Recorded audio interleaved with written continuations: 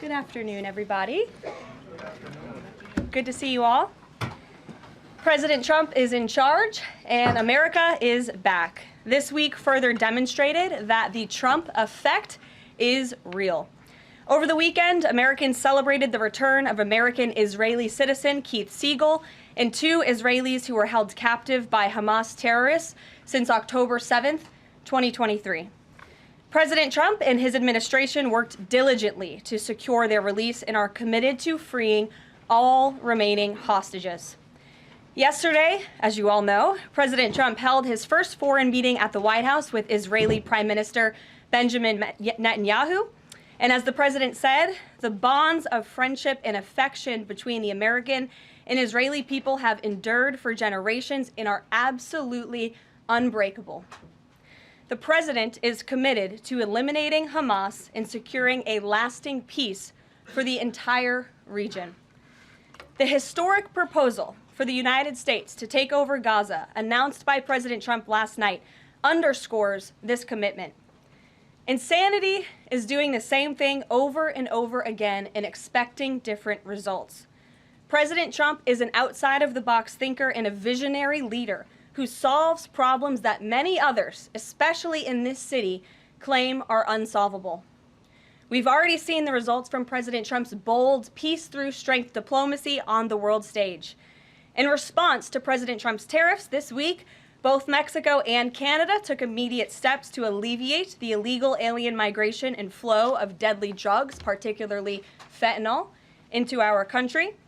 Mexico's President Claudia Sheinbaum agreed to permanently supply 10,000 Mexican soldiers on the U.S. border who will be specifically designated to stopping fentanyl and criminal aliens from pouring into our country. And Canada's Prime Minister Justin Trudeau agreed to appoint a fentanyl czar, list cartels as terrorists, and increase resources to assist the 10,000 frontline personnel at our northern border with Canada. In recognition of these steps, President Trump paused the implementation of tariffs for 1 month while negotiations continue and final deals can be structured. Throughout the transition and during his inaugural address, President Trump made it known that the United States cannot and will not allow the Chinese Communist Party to continue with its effective and growing control over the Panama Canal. Following Secretary Rubio's successful first trip and visit there over the weekend, Panama's president said he will allow its participation in the Chinese Communist Party's, it will no longer allow the participation in the Belt and Road Initiative. That participation will expire.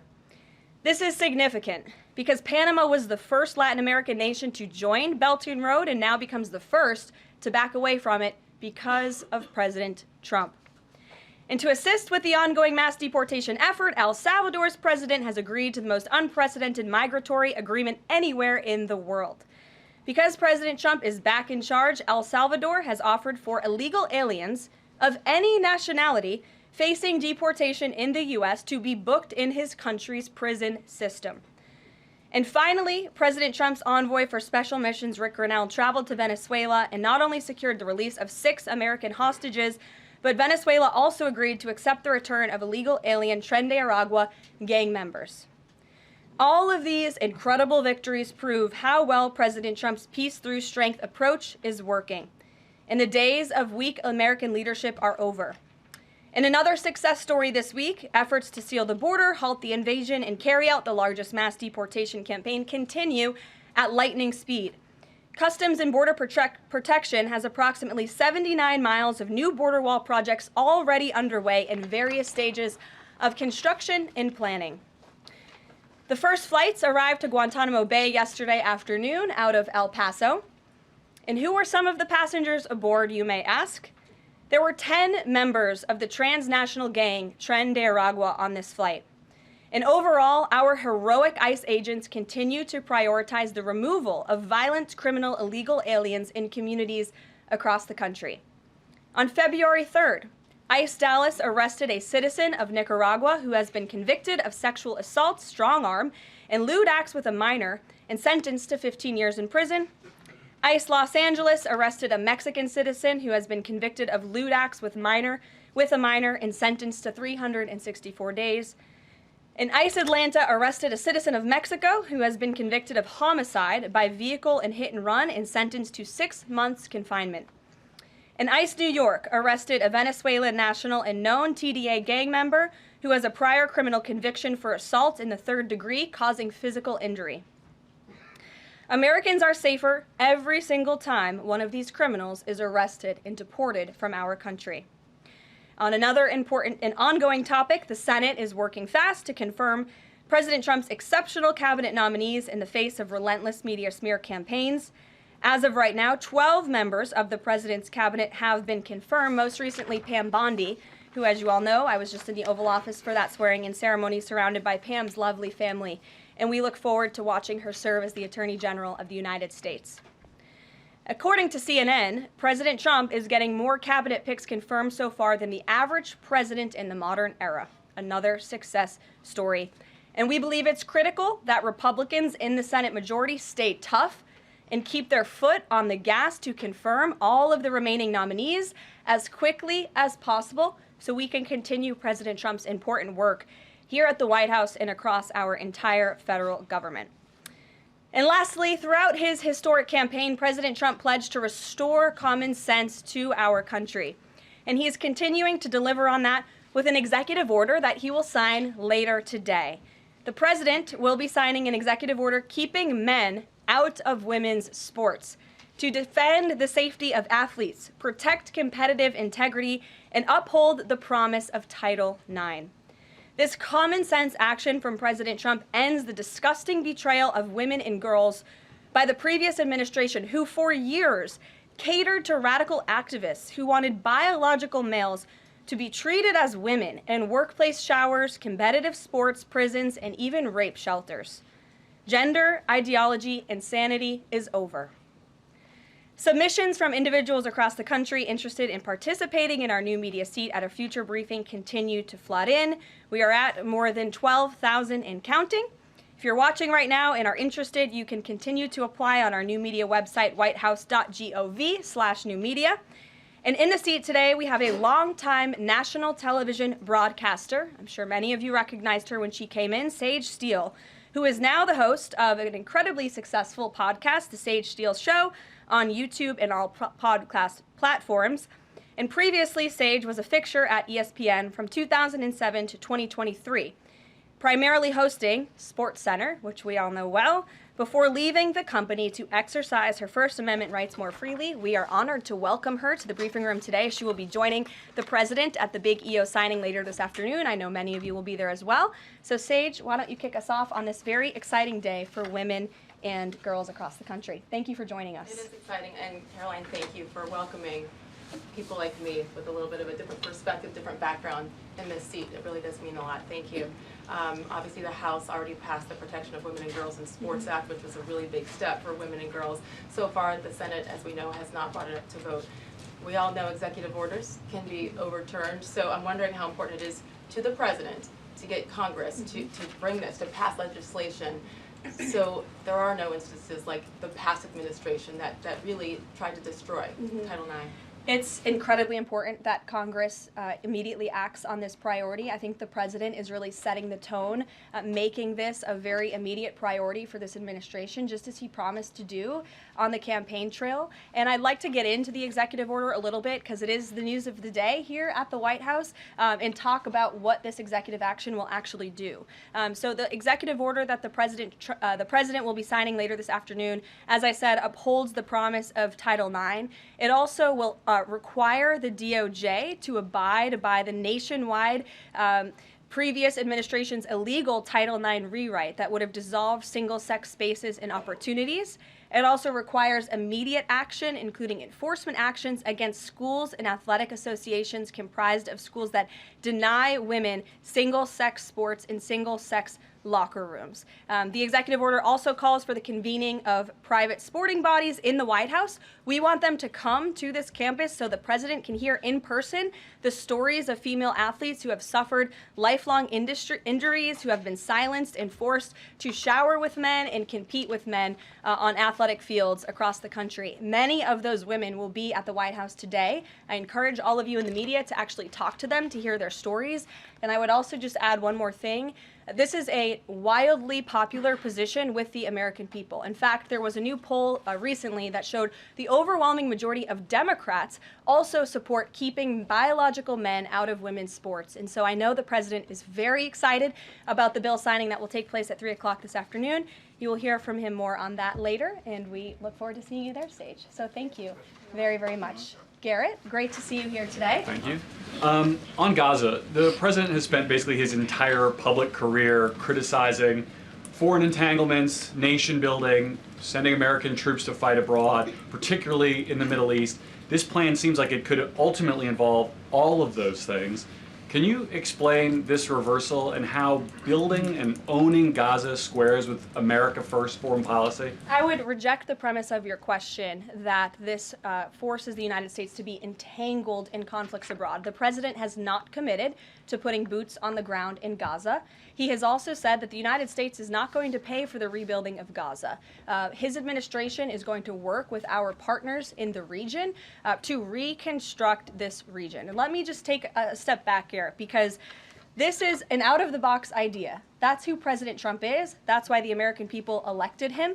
And his goal is lasting peace in the Middle East for all people in the region. And as I said in my opening remarks, we've had the same people pushing the same solutions to this problem for decades. And it's been made very clear to the president that the United States needs to be involved in this rebuilding effort to ensure stability in the region for all people. But that does not mean boots on the ground in Gaza. It does not mean American taxpayers will be funding this effort. It means Donald Trump, who is the best deal maker on the planet, is going to strike a deal with our partners in the region. He did not rule out American troops in Gaza last night. Are you doing that now? I am saying that the president has not committed to that just yet. He has not made that commitment, and you know that. And on the foreign partners, the Jordanians, the Egyptians, the Saudis have already panned this plan. What foreign partners, if any, have expressed any interest in being part of it? Well, the president has said he's been socialing this idea for quite some time. He's been thinking about this. He said in his remarks last night, this was not a decision or an announcement that he takes lightly. And the president has already spoken to the President al-Sisi. In fact, that was his first foreign leader call. He's meeting with the King of Jordan, King Abdullah, next week. He spoke with the King of Bahrain. He spoke with the Crown Prince of Saudi Arabia. And he has made it very clear, he's been very vocal, that he expects our partners in the region, particularly Egypt and Jordan, to accept Palestinian refugees temporarily so that we can rebuild their home. I'd like to show you some images of Gaza that were taken. Fox News aired this. I mean, that is, as they put it, in an apocalyptic scene in Gaza. This is an uninhabitable place for human beings. Do you really think that families can live their dream in a region that looks like this, with no running water, no electricity? And the special envoy to the president, Steve Witkoff, recently traveled to Gaza, as you all know. And he came back with images that he showed the president of the dire situation here. And the president made this decision with a humanitarian heart for all people in the region. Peter. Thank you, Caroline. Are any officials here preparing to fight Democratic lawmakers in the streets? Absolutely not. So some And of these, thanks for the question. some elected Democrats are so steamed about Doge. Congresswoman LaMonica McIver says we are at war. Ilhan Omar says we might actually see somebody get killed. And Chris Van Hollen says we have to fight this in the Congress. We have to fight this in the streets. So what now? And may I just point out, if you heard that type of violent, enticing rhetoric from our side of the aisle, from Republican leaders on Capitol Hill, I think there would be a lot more outrage in this room today. It's unacceptable, the comments that have been made by these Democrat leaders, and frankly, they don't even know what they're talking about. Because President Trump was elected with a mandate from the American people to make this government more efficient. He campaigned across this country with Elon Musk, vowing that Elon was going to head up the Department of Government Efficiency, and the two of them, with a great team around them, were going to look at the receipts of this federal government and ensure it's accountable to American taxpayers. That's all that is happening here. And for Democrat officials to incite violence and encourage Americans to take to the streets is incredibly alarming, and they should be held accountable for that rhetoric. It sounds like something that they're most concerned about is Doge engineers with access to Treasury systems. Can you clarify, do the Doge engineers have read-only access Yes. in these systems, so they are not allowed to write new No. code? They are not, okay. No. And then one more thing. NBC is reporting that some of the illegal immigrants that we've seen rounded up and arrested are not being deported. They're being released with ankle or wrist monitoring devices, or they have to check in on the phone. So is the administration arresting more people than you have room for? I have seen the reports, and I'm glad you brought it up because we want to address it. There have been a total of 461 illegal aliens. This is of this morning when I got this information from DHS that have been released from custody of the more than 8,000 that have been arrested since President Trump was inaugurated. It's less than 6%. And there are reasons for their release. Some of the factors include a lack of significant likelihood of removal in the foreseeable future, lack of detention availability, which is something this president and this administration has been incredibly vocal about. We are doing everything we can to deport and detain illegal immigrants, but we need Congress's help to increase funding for Border Patrol and for ICE to increase detention capability in our facilities. And then other serious medical conditions have also been the reasons for some of the release of these individuals.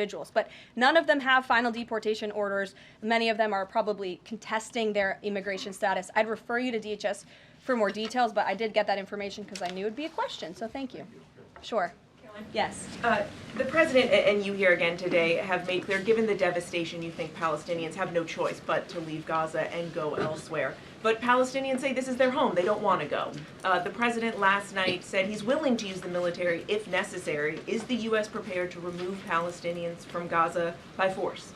The president is prepared to rebuild Gaza for Palestinians and all people in the region, peace-loving people who want real economic development and opportunity in the region.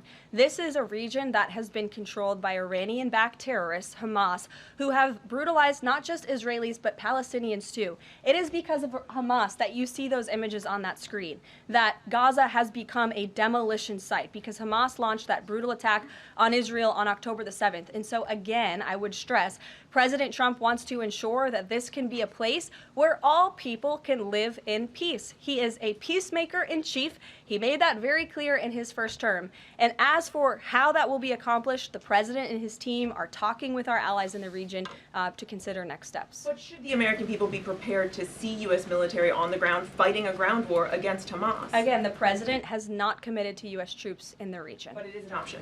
I have said that the president has not committed to that yet. Sure. If I could just follow up on that, though, why not rule out the idea of committing U.S. troops? This has been a long-standing argument that the president has made really over the last decade or so, talking about endless wars and not something the U.S. wants. Why not rule out troops? Because I think the president is very good when he's making deals and negotiating not to rule out anything because he wants to preserve that leverage in negotiations. And so I think that's what he's doing here. Mary. Follow up on that, though. He also said that everyone loves this plan. He said that in the Oval Office this morning. In fact, the Deputy Prime Minister of Jordan called it a declaration of war on the Arab people. So how does he square the fact that even some Republicans on the Hill are objecting to this or questioning this? How does he square the fact saying everyone loves this plan? Well, King Abdullah of Jordan will be here next week, so I can provide you more context on the conversations he will have directly with the President of the United States after that meeting. And I would just point out that there's been a lot of leaders and officials all around the world who have doubted, I suppose, the deal-making ability of President Trump. You heard the Panama leader saying that he would not agree to some of the concessions that he has now made because of Secretary Rubio's visit. You had the Colombian president saying he wouldn't accept flights of Colombian illegal nationals who have entered into our country illegally, and those flights are underway. So actions speak louder than words. Dasha. Karoline, you said the president has been working on this idea for a while behind the scenes now. Is there a written plan based on the president's proposal for Gaza? And if so, when was it drafted and who had a hand in that? The plan was written in the president's remarks last night as he revealed it to the world and to the American people, and his team are continuing to be engaged on this effort. I saw the National Security Advisor this morning. He has a very busy day of calls, and they will, again, continue to engage with our partners. That includes Steve Witkoff as well. Mary. Two questions for you on the news of the day. So how is today's executive order going to impact the 2028 Summer Olympics in Los Angeles? For example, would a man who thinks that he's a transgender woman be allowed to compete as a female on U.S. soil?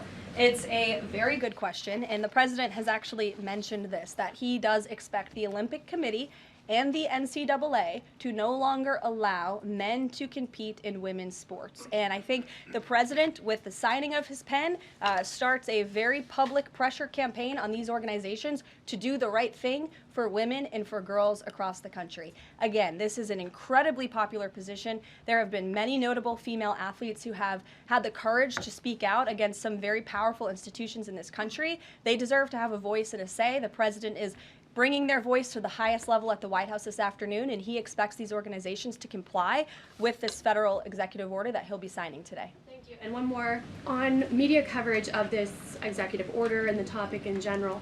What's the White House's view of framing that calls men transgender females or similar rhetoric coming from organizations like the ACLU and GLAAD? Well, it's been very clear. The policy of this administration is that there are only two sexes, male and female. Pretty simple. Brian Glenn. Yes. USAID has gotten a lot of attention in the last couple of days with some of these bizarre things that we've been, taxpayers have been funding. Now it looks like there are a couple media outlets that have been dragged into this conversation as far as USAID funding as well. Does the president have any comment on that? So upon coming out here to the briefing room, I was made aware of the funding from USAID to media outlets, including Politico, who I know has a seat in this room. And I can confirm that the more than $8 million taxpayer dollars that have gone to essentially subsidizing subscriptions to Politico on the American taxpayers' dime will no longer be happening. The DOJ team is working on canceling those payments now. Again, this is a whole of government effort to ensure that we are going line by line when it comes to the federal government's books. And this president and his team are making decisions across the board on, do these receipts serve the interests of the American people? Is this a good use of the American taxpayers' money? If it is not, that funding will no longer be sent abroad, and American taxpayers will see significant savings because of that effort. Thank you. I'd like to give some love to the back row. I've heard that unfortunately they haven't been called on in years past. So Reagan, why don't you go ahead? Thanks, Caroline. The WHC announced that comedian Amber Ruffin, who has called the president a toddler with his pants pulled down, will be the entertainment for this year's Correspondents' Dinner. Does the White House have a reaction to this choice, and will the president be attending the dinner this year? Certainly an interesting choice. I have the president's invitation on my desk. I have the invitation for myself on my desk as well. Haven't talked to the president about it. When he makes his decision, I will let you all know. But definitely an interesting choice of the comedian. I'll talk to the boss about it and see what we decide. Sure, go ahead. Caroline, in the back, Yes, thank you, yes. appreciate it. On the executive order set to be signed today, you said that this will be enforced. Can you spell out for schools and the public how exactly the administration plans to enforce this, even at the local level? And on top of that, there are human rights groups who say that this could expose kids to discrimination. What is your response to that? I think kids have already been exposed to discrimination, especially young women and girls who have been forced to shower in locker rooms with biological men, who have been forced to compete on playing fields with biological men, which is incredibly unfair and unsafe, and again, an incredibly unpopular policy with the American people. As for the actions that this executive order takes, I already laid those out at the beginning of the briefing. I'm happy to give you a copy of this fact sheet so you can let your audiences across the country know. What's your message to schools who don't comply with this? They should, because it's going to be federal law in about an hour and a half. To your colleague to your right, to my Thanks, left. Caroline. Yes. Taylor with Spectrum News. You talked a bit about Doge. Elon Musk is currently a, quote, special government employee who also owns companies that have billions of dollars in federal contracts. You said earlier this week that he has abided by all applicable federal laws, but what steps is the Trump administration taking to address that conflict of interest? The president was already asked and answered this question this week, and he said if Elon Musk comes across a conflict of interest with the contracts and the funding that Doge is overseeing, then Elon will excuse himself from those contracts. And he has, again, abided by all applicable laws. In the back left, go ahead. Trade advisor Peter Navarro, when asked about the External Revenue Service today, said, quote, we're going to collect a lot of tariff revenues, and we're going to get tax cuts out of it. Is it the official position of the White House that tariffs will lower taxes for Americans? The president has always been clear that he believes tariffs are a tax on foreign nations, and he's committed to cutting taxes for the American people here at home. He also believes tariffs are a great revenue raiser for this country, and that's exactly why he has committed to the creation of the External Revenue Service, which I think is a phenomenal idea. Or just go down the whole row. Go ahead. Tom Bateman with the BBC. Can you confirm that under the President's plans for Gaza, any and all Palestinians who want to stay in Gaza on their land will be allowed to do so? I can confirm that the president is committed to rebuilding Gaza and to temporarily relocating those who are there because, as I've showed you repeatedly, it is a demolition site. There is no running water. There is no electricity. The president wants these individuals to live in peace. He is committed to doing that with this very bold new plan, and we will continue to keep you apprised of updates as we receive them. Ed Lawrence, that's not an go answer. ahead. Yes, go ahead, Ed. I appreciate it. Thank you.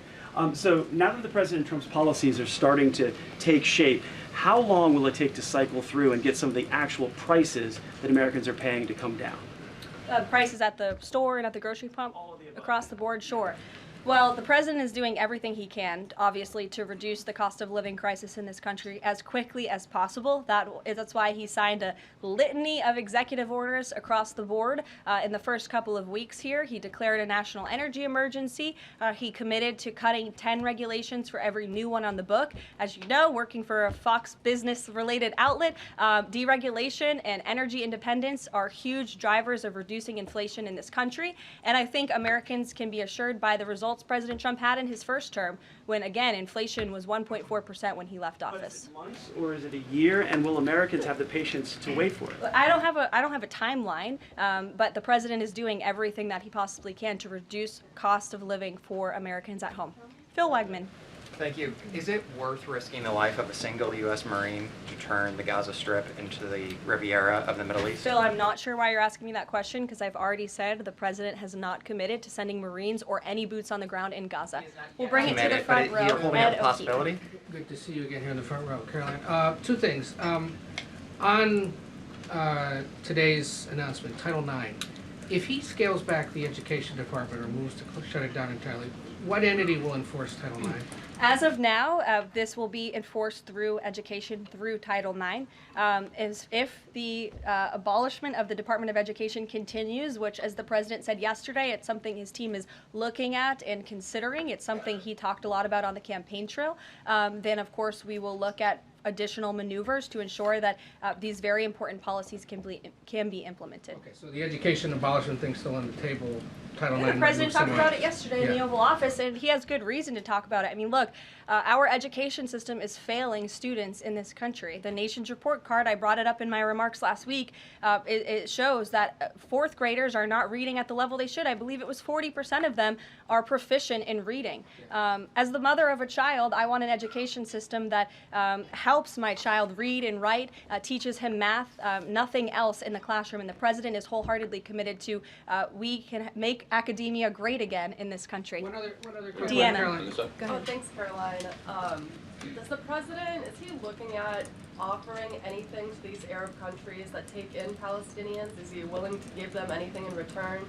And secondly, when the president announced his taking over Gaza policy yesterday, was Netanyahu aware of this? And what was his reaction when Trump presented that idea to him? I was I won't get ahead of the president's discussions or negotiations on your first question about what would be offered. I think the president's made it clear that he expects these nations in the region to step up and to accept Palestinian refugees who will be temporarily relocated for the rebuilding of Gaza. As for whether Prime Minister Netanyahu was aware before the president's remarks, he was indeed. I wasn't present for that reaction. But again, this is something the president has been socializing and thinking about for quite some time. Nick, good to see you. Oh, Jordan. Jordan, sorry. Thank you, Caroline. So Secretary Hegseth announced yesterday that Army recruiting levels have reached 12-year highs in December, 15-year highs in January. What is making young people want to serve the military under the Trump administration, and how does that contrast to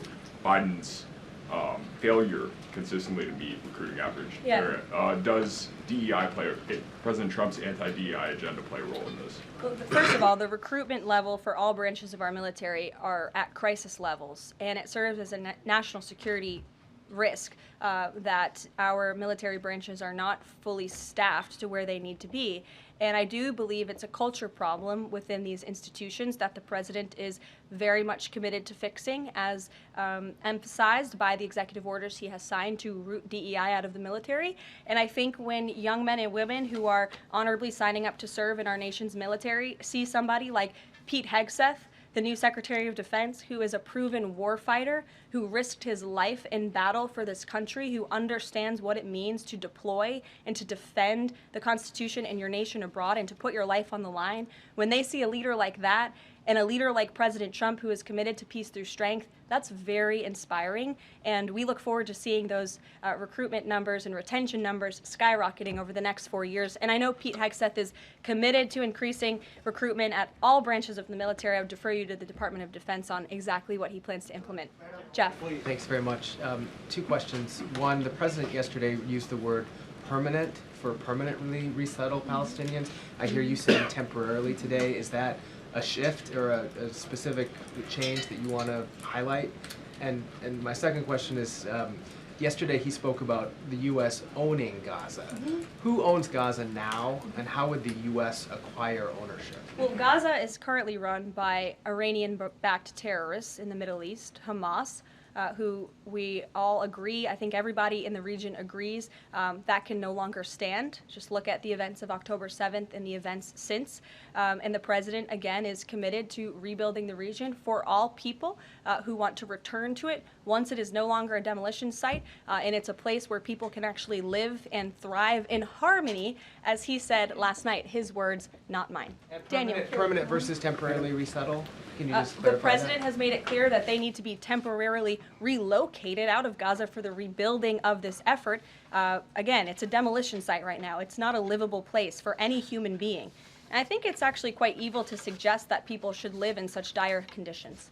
Daniel. Karoline, thank you so much. The Daily Guidance says that the president will be meeting with a pair of governors today, Governor Abbott of Texas and Governor Newsom of California. It comes after the president took executive action to turn the water back on in California. Billions of gallons are flowing now. What can you tell us about the two meetings and the importance of President Trump's actions to help people in California? Sure. Those meetings will be taking place shortly, so I will get out of here to get to those meetings. We can always provide you a readout, as we always do. We try to be very transparent about what the president is doing in the Oval Office. Perhaps he'll even call you in to join him. We never know around here, as you all know. But Governor Abbott is obviously a great friend and an ally to the president. He has been on the front lines of the border crisis in this country. And as for Governor Gavin Newsom, well, the president is willing to work with anybody from blue states or red states to do what's best for the American people. And he really enjoyed, the president really enjoyed his trip to Pacific Palisades last week. He felt very inspired by the frustration of the residents there, and he has been wholeheartedly committed to ensuring that the water is flowing in California to prevent these wildfires, and also that people have access to their properties. And he has continued to apply tremendous pressure to Gavin Newsom and also the Los Angeles mayor to allow private residents and property owners to access their property. He believes that's their right to do so, and they should be able to do it. And one more thing before I wrap up, because I do want to get to these meetings, and I will see you all at the EO signing later this afternoon. I would just say that you brought to mind California and North Carolina, who continue to be on our hearts, and the president and this administration are committed to ensuring that these individuals get the funding that they need. And I would just say a strong message to Democrats who are out there pretending to be outraged about the long list of crap that this administration is cutting, federal waste and funding, like $2 million for sex changes in Guatemala, $6 million to fund tourism in Egypt, $20 million on a new Sesame Street show in Iraq, $4.5 million to combat disinformation in Kazakhstan. I could go on, and I'm happy to provide this list to every single one of you. Democrats are outraged that the American people want to be, they want their taxpayers going to good uses, not stuff like this. But then they're very quiet about the fact that there are still North Carolinians and people in California who have lost everything, and in the last 4 years, this federal government did nothing to help them. This president will continue to put Americans first, and I think the successes of this week so far speak to that, and it's only Wednesday. So I'll see you guys later this week, and we'll see you this afternoon. Thank you very much.